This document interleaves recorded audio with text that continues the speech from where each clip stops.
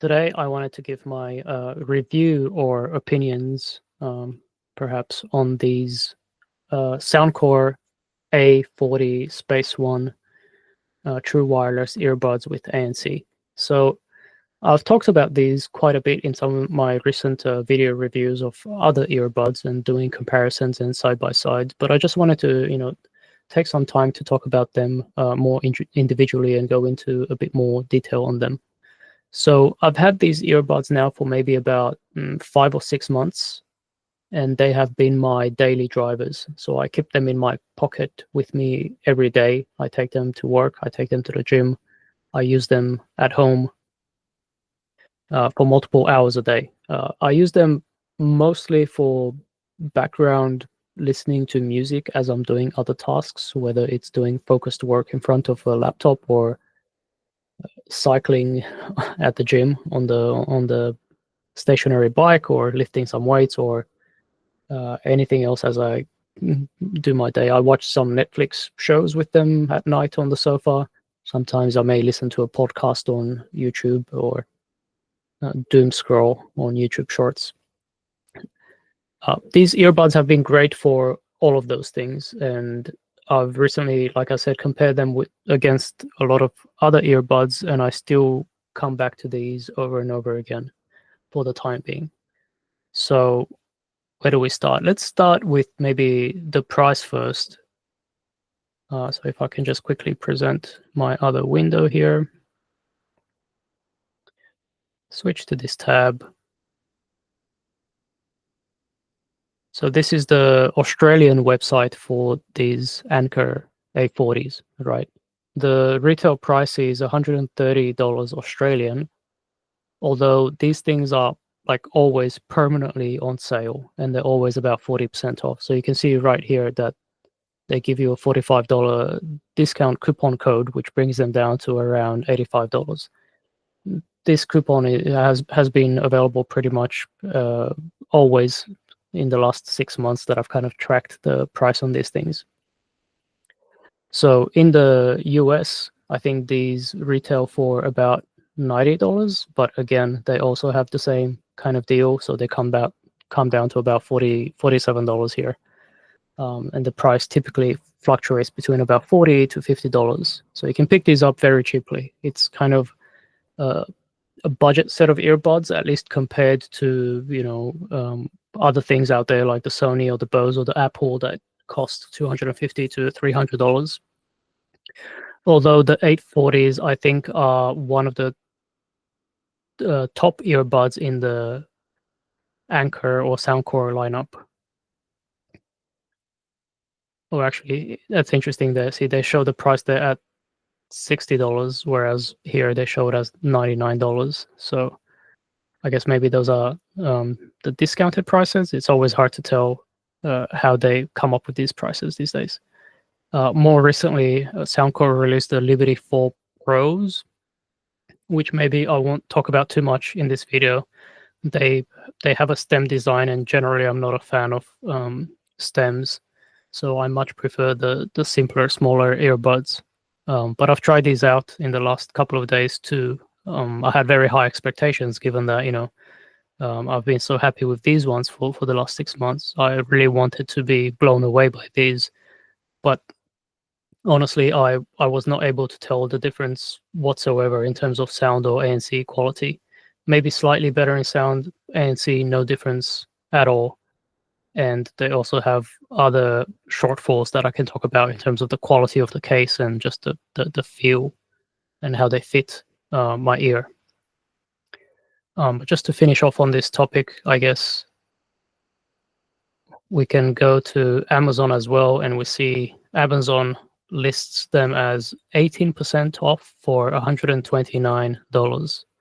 So Amazon falsely claims that the recommended retail price is $159, which is not true, because we just came from the Anker website where we see that the retail price is $129.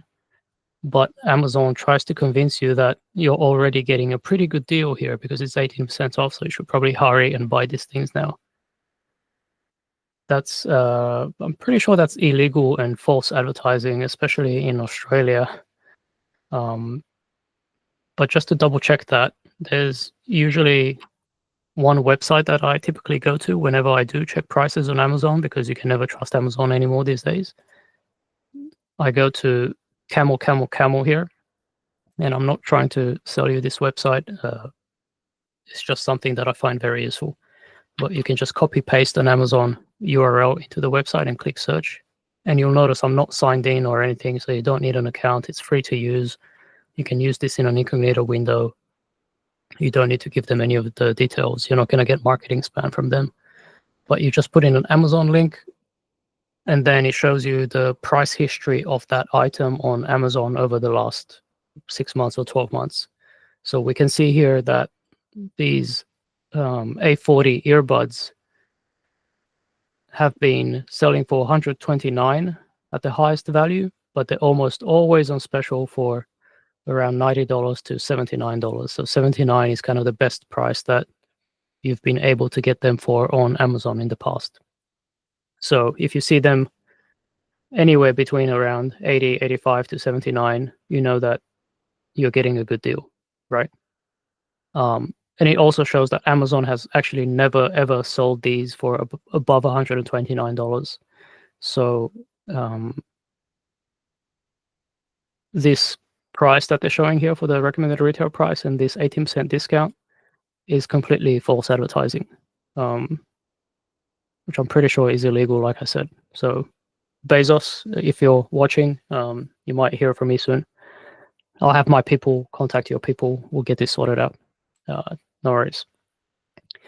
So just going back to the earbuds themselves, let's have a quick look at the features before we talk about them in a bit more detail. So they have ANC, as I said. They claim to have up to 98% active noise cancelling sound reduction, which sounds amazing.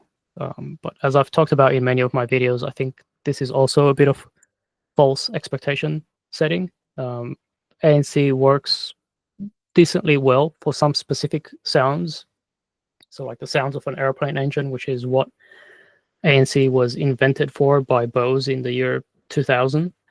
So they work well with like long wavelengths, long wavelengths, low frequencies is where they excel, because we don't need to go into the physics too much, but if the wavelength is long, that means it's spanning across a large period of time. So the way that active noise cancellation works is that it tries to create the inverse wave of the sound that it's trying to cancel out, because if you take the inverse wave with the actual wave and you add them together, then the sum is 0 or close to 0.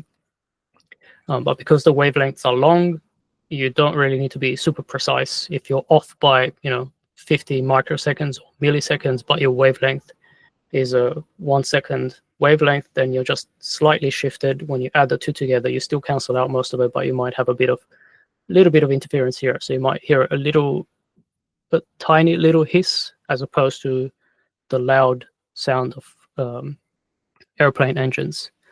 But this doesn't work at all with like mid to high frequencies, which includes human speech and many other random noises that you would hear day to day in everyday life and an everyday environment. Because those wavelengths are so much shorter, the latencies and error margins for doing the inverse waves become much more sensitive and much more important. If you're not 100% spot on with creating the inverse wave to cancel out somebody speaking, then you're actually gonna create when you add them together, it's actually going to amplify some of the sounds, and you're going to get a lot of artifacts. It might actually make things louder in your ears. And if you're also playing music at the same time, it might interfere with the quality of the music that you're hearing, and it's actually going to sound quite terrible. So ANC typically doesn't even attempt to do anything with those sort of larger frequencies. So when you say that ANC reduces up to 98% of sound, that's not 98% of all the sounds that you hear in day-to-day life. If you're in a busy cafe with people talking all around you, even just whispering next to you, and somebody eating spaghetti with a fork, and you hear the fork clattering in the plate, those sounds will not be blocked out by ANC at all whatsoever. Not just by the Anchor Soundcore A40s that I have here, but by any ANC headphones or earbuds, regardless of what the manufacturers claim on their sales websites and whatever demos they put up on their websites. It's all false advertising. None of them can block those sort of things. Actually, the patents for ANC that Bose created in the year 2000 expired in 2020. So from the year 2020, pretty much everyone is able to implement the same algorithms with the same circuitry to cancel out the sounds in the same way. So Bose doesn't really have the advantage that it used to have, in 20, 10 years ago. Now everyone basically has ANC, which is why you see it in all sorts of budget headphones and budget earbuds like these and others that are even much, much cheaper. And they all kind of work exactly the same way. Like, I think some of the manufacturers these days, they try to claim that they do something a little bit different, and they have advanced DSP AI driven processing that can, dynamically adapt to the noises in your environment and cancel out even more. But that's just all marketing fluff. Like, the physics doesn't change. There's no one that can block out these other frequencies. And that's why there's actually very, very little difference between these, the Bose QC 2024 that I've tried, the Sony WF 1000 XM5 that I've tried, the Bose QC Ultra headphones that I've tried very recently, the Soundcore Liberty 4 Pro that I've tried just yesterday. I spent like an hour yesterday switching back and forward between the Liberty 4 Pros and these ones, and just trying to tell the difference in the ANC without any music playing, and also trying to tell the difference in the sound quality as well. But in the ANC, after 1 hour switching back and forward, I could not tell the difference. Like, at the end of the day, it all comes down to how well the earbud fits in your ear. Like, if it fits in your ear well and it doesn't get loose or displaced, you're going to get much better total noise cancellation, because you're getting good passive noise cancellation from just having something stuck in your ear that blocks out all the other frequencies, right? So it comes down to everyone's ear size and shape is different. Some things may fit your ear and stay in your ear better than other things. And I've kind of found that's not really correlated with price. Just because you're paying 5 times more on a set of earbuds, it doesn't mean they're going to fit your ears the best or better than other things that you've tried, which may have been much cheaper. So for some reason, for me, it just so happens that these fit my ear really well and stay in my ear better than all those other earbuds that I mentioned before. So actually, these give me the best performance, weirdly enough. But enough me rambling about ANC. I think I've done that topic to death in my recent videos, so I should probably move on. Just to finish off with the stats briefly. So these have 50-hour total playtime combined with the case, which is pretty awesome, and 10-hour playtime without the case, so on a single charge. I think that's with ANC turned off. So I think with ANC on, it's probably about 8.5 hours, which is still pretty great. I think it's more than most earbuds out there. It's more than the Sonys and the Bose premium earbuds, at least anyways. Okay, so enough looking at websites, just to talk a little bit about the actual earbuds that I have in my hand here. So the first thing about these is the case itself, right? This is a really well-designed, sturdy case, especially for this price point, but not just for this price point, just in general. Like I've said, I've tried a whole bunch of other earbuds recently, and this is still one of the best cases that I've tried. The Sony WF-1000 XM5, I think, is maybe a good competition to this. The Sony's is actually slightly smaller, so I don't have them with me right now. The Sony case is slightly thinner. It might be a little bit taller, but it's also a little bit shorter on this side. So I think the total dimensions of the Sony case might be slightly smaller, but this is also still very small in comparison to a lot of other things out there. I have a whole nother video where I compare these against the Bose QC 2024, which just are ridiculous in many ways. They have a much bigger, chunkier, fatter case with really poor build quality. But this case also, because it's a good size, I think that the feel of the case and the quality of the case is actually a really important attribute to the overall quality and value that you get in earbuds. And the reason is that the case is something that you touch and you hold every single day. You put in your pocket every single day. You take it out of your pocket. So it's an important part of the overall experience. If you're not happy with the case, if you pick up the case and it like rattles and the lid is flimsy and comes off and it's really big and chunky and it barely fits in your pocket, that gives you a negative experience, and multiple times a day, every time you look at it or you touch that case. So it's an important part. Like, don't overlook the quality of the case. It's just as, well, maybe not just as important, but it's important enough to worth considering. So another good thing about it is, like I said, I've had this for about 6 months, and I usually carry the case in my pocket together with my car keys. Now, I cannot see a single scratch or a single sign of wear on these after 6 months of like bouncing around in my pocket with my car keys next to them. Like, it's got this sort of like matte material on it that just feels kind of premium and is really resistant to any sort of scratches or damage. So that's really good. The lid itself is quite sturdy. There's a little bit of play if you twist it, but not much at all. It's on par with every other case that I've tried. On par with the best of every other case that I've tried. Again, the Bose QCs are terrible. Like, the lid rattles really badly.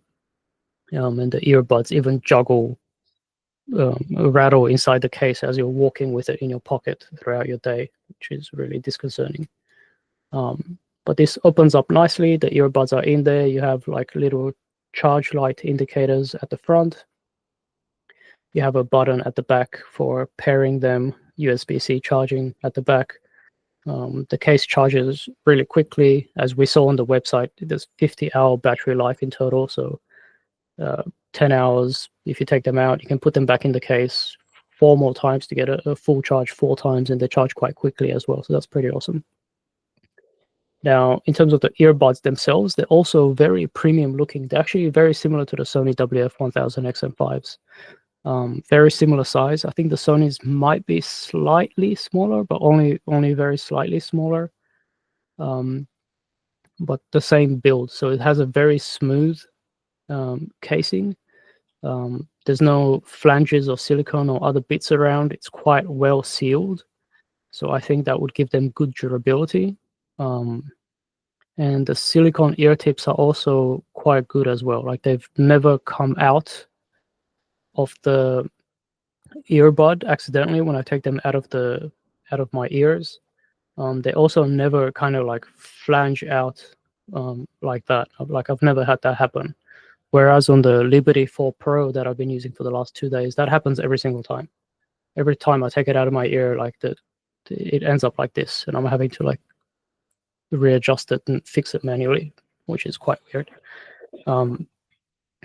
But yeah, so it's got a good design, which gives me good hope for its durability. I've used them at the gym for about 6 months as well. They can handle sweat just fine. So nothing to complain there. And like I said, they also just fit my ears really well. The Sony WF-1000 XM5 actually, like I said, they might be a little bit smaller and maybe slightly different shape as well. And I find that those tend to come loose in my ear very quickly after a couple of minutes. And I have to continuously like readjust them and try to put them back in and make sure that it doesn't break the seal, because once the seal is broken, then any sort of noise cancellation is severely reduced, and also the music quality is not as good either. So having a good secure fit is very important, and that's what these happen to give me. And I know that's probably just because of the size and shape of my ears. So others may not have the same experience with these that I do, but for me, they work out really well. Okay, so that's the physical aspects of it. I guess in terms of the actual sound quality of it, which is probably important for a set of earbuds or headphones. I've never had any complaints, right? It's probably not the absolute best that you can get. So I think the Sony WF-1000 XM5s and the Bose probably have a little bit more clarity and detail, especially when you're like listening intently to, you know, a song that you know really well, that you've listened to across multiple different headphones and earbuds, and you kind of know what to look out for, and what to expect. So if you're doing side by side comparisons, as I've done between these and some of the other more premium things, if you listen really hard, um, you can tell some differences. And I think these sound just a little bit more compressed, for some sounds and for some music. I'm not an audiophile, so I don't want to hamper on about this too much, because overall they sound great, right? I think those differences are not important. At least to me, they're not important. Like I said, I listen to these mostly for background music as I'm doing other tasks, or some Netflix watching, or podcasts, or YouTube, or doom scrolling. For all those things, these are completely, perfectly great, right? It's a little bit like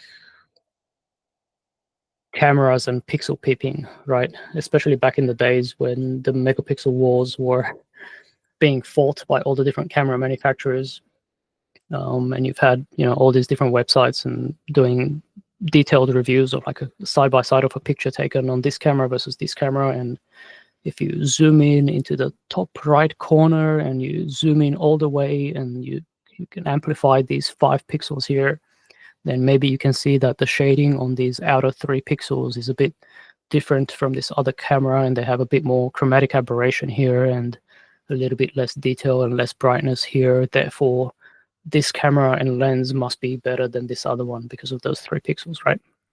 But when you like zoom back out to like normal picture size on your computer screen, you cannot tell the difference whatsoever, right? And I think a lot of the market has maybe matured in a way in that space, or maybe just gotten bored of all those things in a way.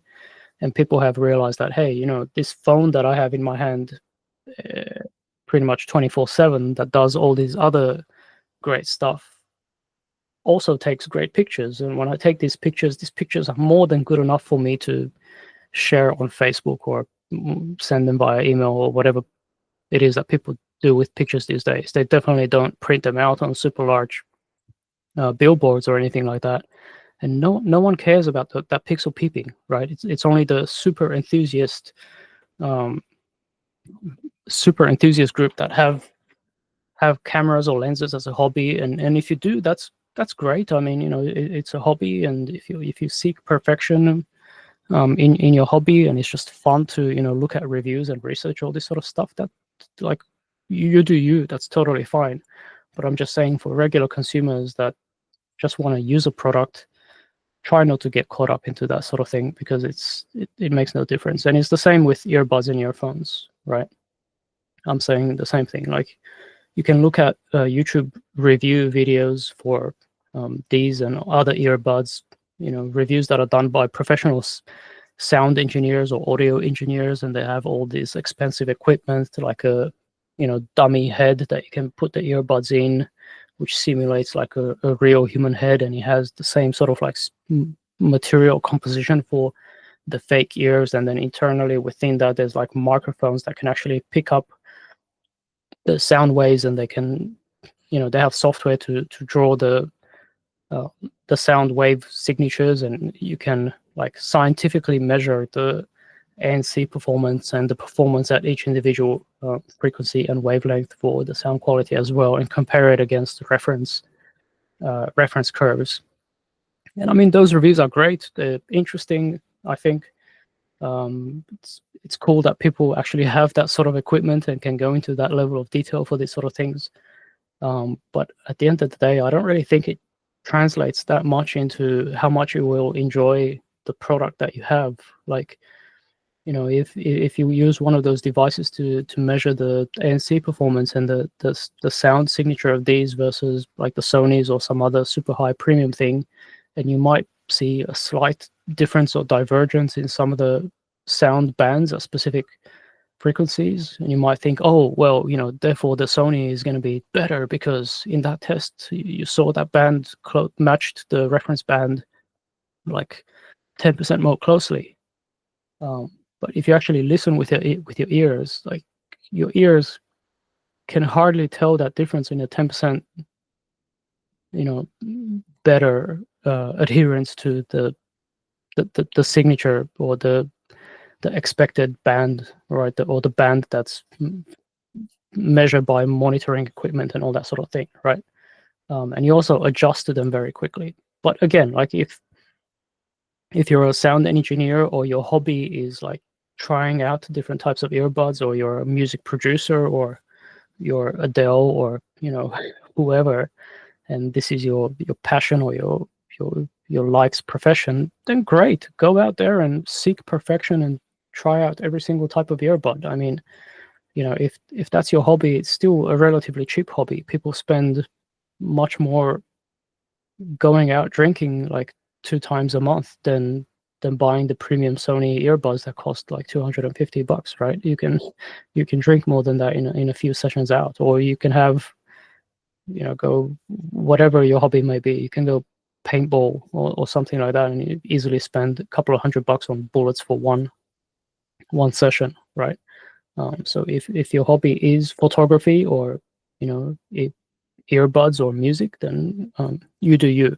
But I'm just saying, for the general population out there that just wants a set of earbuds that they can use for the next 12 months or longer, don't get too caught up in all these reviews and things that go into super high detail, and then convince yourself that you need to spend 5 times more to get the best quality, because you actually may not. Your experience, I think, as an example, the case quality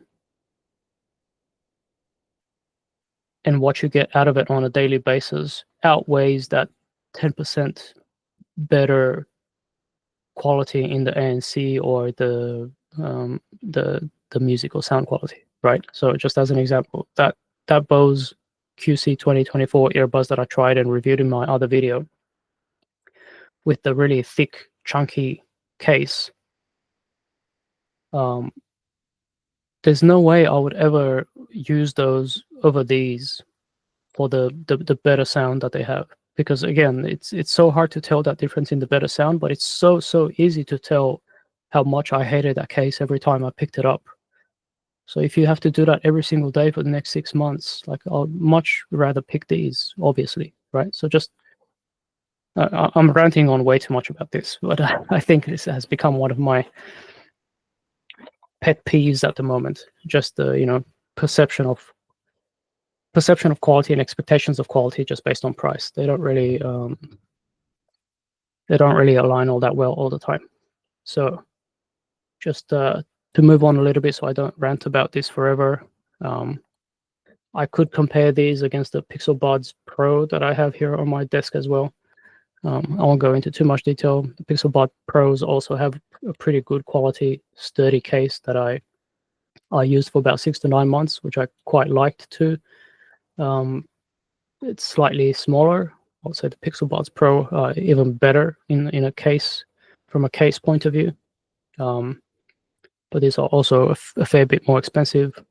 In terms of the earbuds themselves, the Pixel Buds Pros actually have this kind of weird elongated shape that never really fit my ear that well and was never really that comfortable.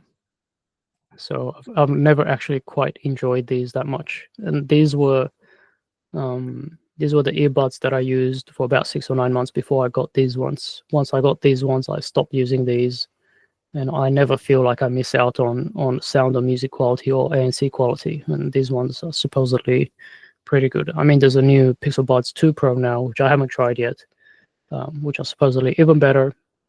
Maybe when I do try them, I'll do another review.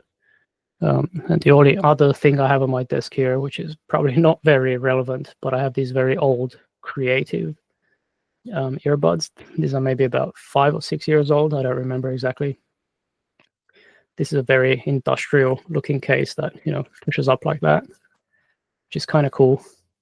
These earbuds were one of the first that had about like 9 or 10 hour battery life at the time, which is why I purchased them. Like most other things had about 4 hour battery life. And these came out and had like 10 hours. I think there was only one other set of earbuds that had 9 or 10 hours at the time, which was not available in Australia. So these were great. I think they cost about $150 back then. But in comparison, like we've gone a long way in the last 5 years. Like these are quite big and bulky. It's a bit hard to tell here, but they're quite bulky and chunky. They have no touch controls. They have these physical buttons that you have to press in, and you have to press it in really hard. So if this thing is in your ear and you're trying to like change the volume, you really gotta like work out on your neck strength and muscles to be able to do that. They also have these like blinking LEDs, and I think that's maybe because it's trying to enter pairing mode. But even when you're paired and listening to something, the LED stays on a solid blue or solid red, which in a dark environment actually like is quite distracting. Like if you're on an airplane at night or just in your room at night in bed with all the lights turned off, and it's actually a bit bright for anyone else that might be around you. It's quite distracting. Also, there's no ANC on these. The sound quality, from what I remember, it was okay, but not that great. I think if I remember correctly, they were quite loud, but they were also very, very compressed. Nowhere near as good as these. So yeah, in 5 years, I think we went a long way from spending $150 on these to now spending $85 on these, so half price. But you're getting a much smaller case. You're getting ANC. You're getting just as good battery life. You're getting better sound quality. Better software as well. I haven't talked about the app much yet. I mean, all the apps are also quite similar to each other. So this has a Android app, or I don't know about iOS. I'm sure they have an app for iOS too. Lets you control the noise cancellation profiles, turn it on and off, turn on adaptive noise cancellation, and then play around with all the different EQs as well. So you can choose between different preset EQs or customize your own EQ to make them sound more like the way that you want. And I think that's also another thing. Like if you actually want to spend a little bit of time to play with the EQs, you can kind of make these more closely match whatever expectations that you have, to again further cancel out any differences that there might be against more premium or much more expensive earbuds. So I think that's about as much as I have to say on these. I know that I went on a lot of random tangents today and a lot of ranting about ANC and price and all these sort of things. I'm not being paid by Anchor or Soundcore. This is not a sponsored review. It's not like I'm a fan of Soundcore or Anchor either. These specific earbuds just happened to work well for me, and I think especially comparing them against other things recently and finding out that these are still the best for me has been a bit of a learning experience for myself as well. It surprised me too. So at the moment, I think I'll continue using these for the time being. I keep trying out other things. Like I said, I tried the Liberty 4 Pros that just came out, which are more expensive, and they promise to be even more premium. I'll do another review video on those, but again, I would pick these over the Liberty 4 Pros, even if they cost the same amount. And again, it comes down to the size and quality of the case. It comes down to how well they fit my ears individually. And that in terms of actual sound and ANC quality, there's no difference. To me, there's no difference. So the difference is small enough that I don't care to offset all those other factors. There you have it. If you have these, let me know what your experiences have been with them in the comments. If you haven't tried them yet and you're after a new set of earbuds, I would really advise you to just go and give these a try. If you can compare them side by side with earbuds, go ahead and do that too, because that's the best way to actually find out what fits your ears better and what you personally actually value. Soundcore also has a 30-day free trial type period, so you can just go out and buy these from Soundcore, try them out, use them for a couple of weeks. If you're not happy with them and you don't like them, you can return them and you get your money back. A few other manufacturers also offer that, depending on what part of the world you're in, and I don't know if it's global or not, but I think the Sonys and the Bose and Sennheiser all have those sort of programs too. So just go out there and try different set of earbuds at different price points, and see what works best for you. And try not to convince yourself that just because you pay 5 times more for something, it must be better. So don't feel that you must be missing out because you haven't bought the most expensive Sonys or Apple or Bose earbuds, because you might actually not be missing out on anything at all.